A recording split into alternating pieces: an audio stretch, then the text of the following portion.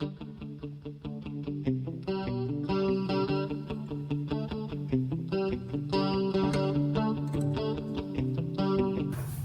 please be aware that some of these modifications require expertise, and I recommend you go to a good mechanic. I'm not responsible nor liable for any consequences should you decide to do the work yourself.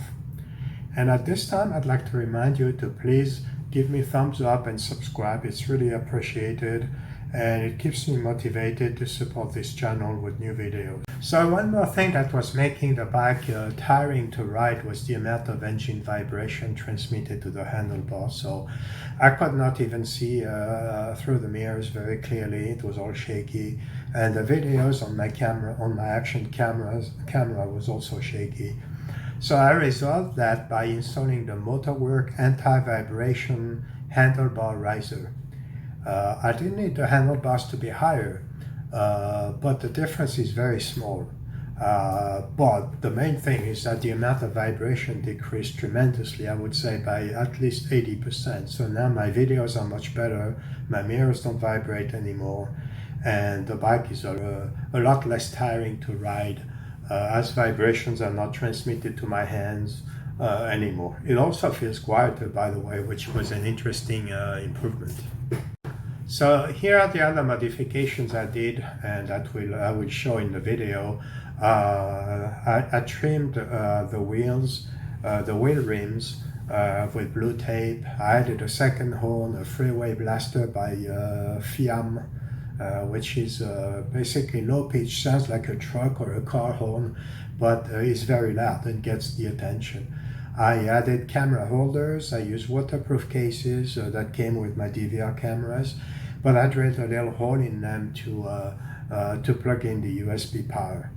I added the MRA windshield with an extension, and basically I get a lot less wind buffeting at high speed on the freeway at say 70 to 80 miles an hour.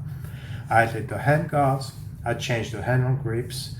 I added a throttle handle rubber grip to make so I don't have to squeeze the handle as much and use the bottom of my hand, this part here, to push down to basically get some acceleration, to get some throttle. I added mirror extenders because I got tired of watching at myself when I was riding or watching my shoulders. I wanted to look behind and nothing else. I added USB plugs with a USB plug which also includes a voltmeter, so I can manage the battery life and see how much voltage I get, and depending on how many headlights are on and so on.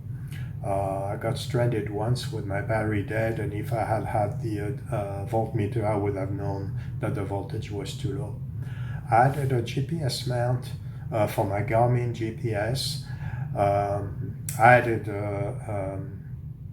I replaced the head bulb for the city light with an LED type, which is brighter and less yellowish, obviously. I added an LED strip